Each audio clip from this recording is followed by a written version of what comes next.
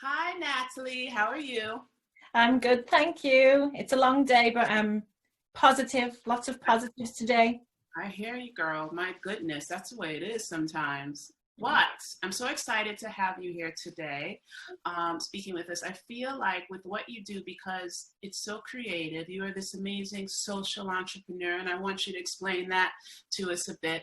But I think that what I always like to do is sort of get initially into the background and a bit of story about where you're from. I think everybody hears the Liverpool accent, but I want to know more about like your, childhood growing up, because I think that, definitely how we grow up can definitely have an influence in terms of what we do with our careers and our interests and things like that. So tell us a little bit more about Natalie growing up.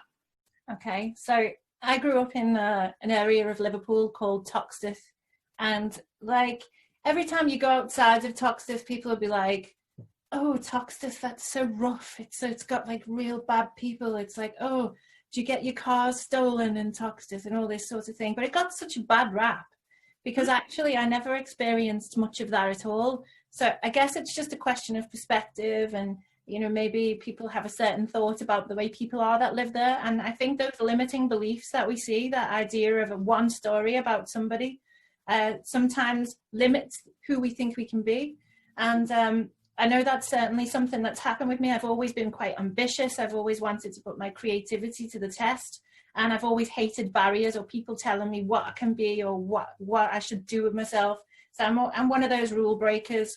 And so I really resented the fact that we can't be in certain jobs, or, that we should try to hide our accents that we're born with and try to be someone else who we're not, or we won't feel as comfortable in that frame of mind or being that other person. And so, yeah, I mean, I guess that feeling of battling through regardless and proving my point, proving I can do it, has stayed with me and strengthened as the years have gone by and made me lift out of that reality that I thought was mine.